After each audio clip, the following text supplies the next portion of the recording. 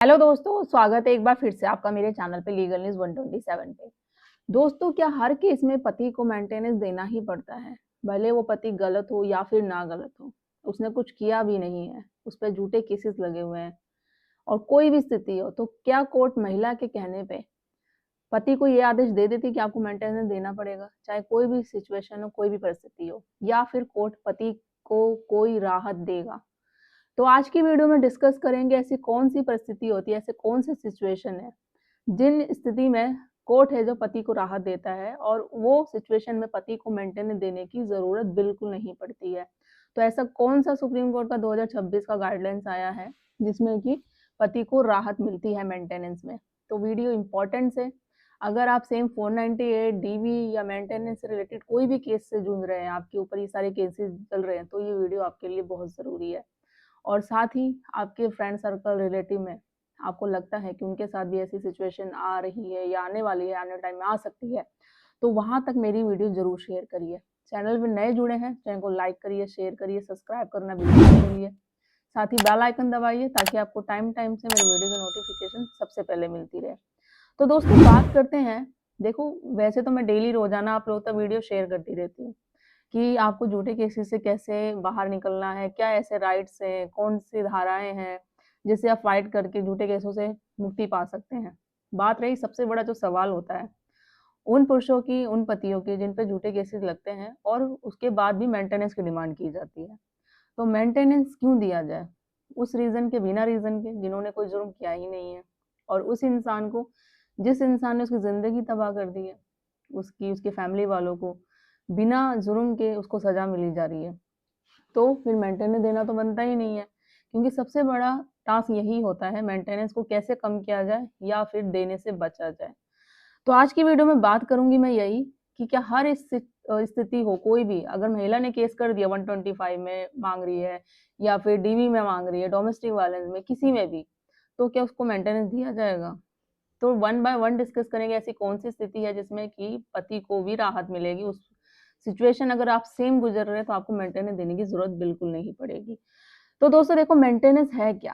सबसे पहले समझेंगे मेंटेनेंस का मतलब होता है आर्थिक सहायता, जो पत्नी को दी जाती है, उस पत्नी को जो पूरी तरीके से सक्षम है पैसे कमाने में और वो पूरी तरीके से अपने पार्टनर पे डिपेंड है, मतलब अपने पति पे, और उसके साथ सच में अत्याचार हो रहा है, क्रूरटी हो रही है, मानसिक प्रताड़ना, फिजिकल प्रताड़ना, तो वो जब वो केस करती है तो उसको दिया जाता है ताकि वो अपनी ज़िंदगी है उस पैसे से सम्मान से जी सके, अपना जीवन है जो उस भरण-पोषण से अच्छे से जो गु गु आने वाले टाइम में गुज़ार सके, इसलिए उसको मेंटेनेंस दिया जाता है।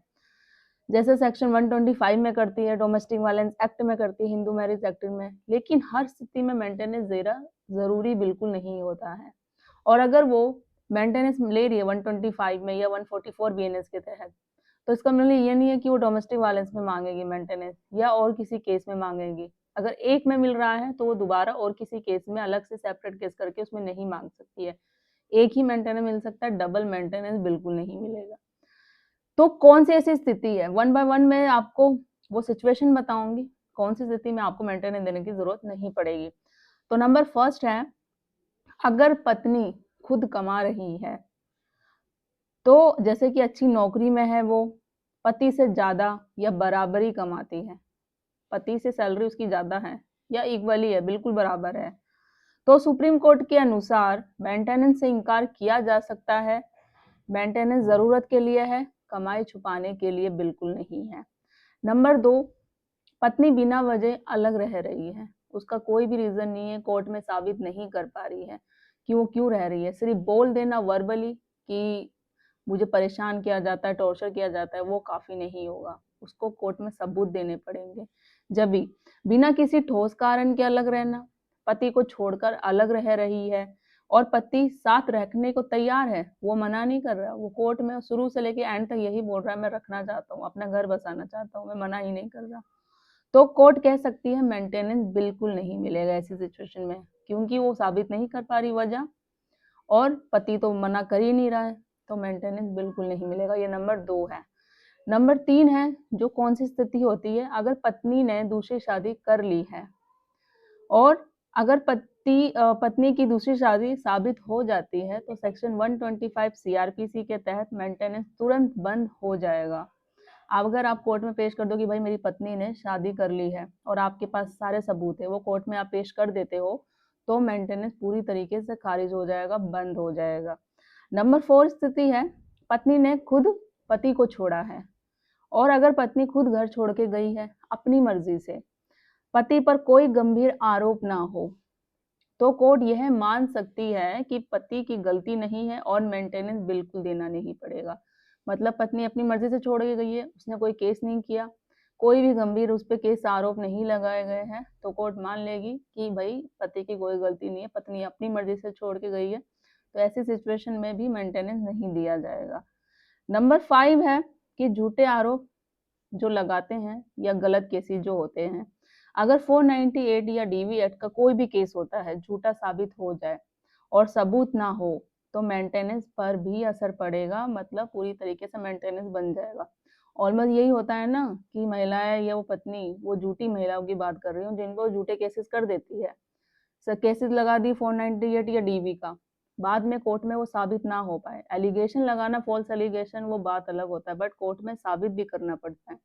जब वो साबित कोर्ट में नहीं हो पाएगा, कोई सबूत नहीं दे पाएगी, तो एक कोर्ट में ये क्लियर हो गया कि ये झूठ है, सिर्फ झूठ केसेस किया है इसने, इसको सिर्फ सबक सिखाने के लिए या पैसे लेने के चक्कर में, तो फिर मेंटेनेंस वो अगर मांगेगी ऐसी सिचुएशन में, तो कोर्ट नहीं देगा, मेंटेनेंस डिनाई हो जाएगा। ये नंबर 5 की वो है स्थिति, जो ऐसी सिचुएशन होती है तो मेंटेनेंस पूरी तरीके से बंद हो जाएगा, और अगर उसने डिमांड कर रखी है तो वो चालू होगा ही नहीं। तो कोर्ट किन किन बातों को देखती है कि मेंटेनेंस तय करते समय जो होता है, जब मेंटेनेंस डिसाइड होता है, तो कोर्ट क्या देखती है, कौन सी सिचुएशन को देखती है? तो पति की आय, उसकी सैलरी कितनी है, पत्नी की आय, शादी की अवधि, मतलब शादी का जो समय हो कितना हो चुका है, और बच्चों की रिस्पॉन्सिबिलिटी, बच्चों की जिम्मेदारी, और दोनों का व्यवहार, उन दोनों का बिहेवियर, ये सारी जो सिचुएशन को देखे जाता है पति पत्नी दोनों की, उसके बाद है जो मेंटेनेंस डिसाइड होता है। ये वीडियो महिलाओं के खिलाफ नहीं है। जो महिलाएं सच में पीड़ित हैं, मैं हमेशा उनके साथ होती हूँ, और वो कानून है उन्हीं के लिए बने हुए हैं जो सच में पीड़ित है, जिनके साथ सच में अन्याय हो रहा है। मैं हमेशा कहती हूँ वो कानून उनके लिए बने हुए हैं, बट आप लोग आवाज उठाते ही नहीं हो, आप कोर्ट तक पहुंचते ही नहीं हो। और कुछ ले देगा, अगर कुछ महिला वो पहुंच भी गई, तो उन महिलाओं के कारण, उन झूठी महिलाओं के कारण उनको है जो न्याय नहीं मिल पाता है। तो जो झूठी महिलाएं केस करती हैं, तो आप थोड़ा ठहर जाओ, ऐसा करने से कुछ फायदा नहीं होता। आप किसी को सबक नहीं सिखा रहे, किसी की जिंदगी खराब नहीं करोगे, आपकी ही हो जाएगी, क्योंकि जब आप कोर्ट में साबित नहीं कर पाओगे तो आप पे ही क्वेश्चन मार्क आएगा, और साथ साथ आपकी भी जिंदगी खराब होती है। पर कल जाके फ्यूचर में जब आपको रियलाइज होगा कि मैंने क्या किया है, तो उस वक्त बहुत देर हो चुकी होती है। तो ऐसा करने से पहले 100 बार सोचिए कि वाकई में कर रही हूँ। छोटे मीठे जो होते हैं लड़ाई झगड़े, खटास, वो हर एक रिश्ते में होती है। अगर आपको रिश्ता चलाना है तो थोड़ा एडजस्टमेंट, हस्बैंड वाइफ को लाइफ टाइम साथ रहना पड़ता है, फैमिली कोई किसी के साथ नहीं रहती, आप दोनों का ही रिश्ता रखता है, तो थोड़ा एडजस्ट करने की कोशिश करिए। जो संभाल लेता है अपने रिश्ते को, वही बढ़िया होता है। और अगर नहीं रहना तो आपसी सहमति से तलाक करके अलग हो जाओ, वो सबसे बेस्ट है। किसी को आप एलिगेशन लगाओगे, फोर्स केसेस करोगे, पति आप पे लगाएगा, आधी उम्र आधी जिंदगी आपकी कोर्ट कचहरी में ही कट जाएगी, तो इससे कुछ हासिल नहीं होगा। और जब बच्चे हों, उनकी रिस्पॉन्सिबिलिटी हो, तो एटलीस्ट बच्चे का फ्यूचर सोचो कि क्या होगा उसमें। तो आप समझ गए होंगे, हर एक जो केस में होता है पति को मेंटेनेंस देने की जरूरत बिल्कुल नहीं पड़ती, बस आपको समझना चाहिए कौन कौन सी सिचुएशन होती है, कौन सी परिस्थिति होती है। तो वो मैंने इस वीडियो में आपको क्लियर कर दिया। आई होप आप सबको समझ में आ गई होगी। जो हमेशा डिसाइड होता है मेंटेनेंस, तथ्य और सबूतों पे, जो सच होता है उन पे डिसाइड होता है। तो अगर ये जानकारी आपको उपयोगी लगी हो, लाभदायक लगी होगी, आपके काम की हो, तो ऑब्वियसली आप जैसे जो लोग पीड़ित हैं आपके सर्कल में, तो वहां तक वीडियो जरूर शेयर करें। उस पति तक जिस पे झूठे केसेस चल रहे हैं, उस माँ बाप पे, उस सास ससुर पे जो ऐसी स्थिति से गुजर रहे हैं। तो कोई क्वेश्चन हो, कुछ क्वेरी हो, कमेंट में कर सकते हैं। ज़्यादा से ज़्यादा लोग तक शेयर करिए, चैनल को सब्सक्राइब करना बिल्कुल मत भूलिए। जल्दी मिलती हूँ मैं कैसे इन्फॉर्मेटिव वीडियो के साथ, तब तक के लिए थैंक यू।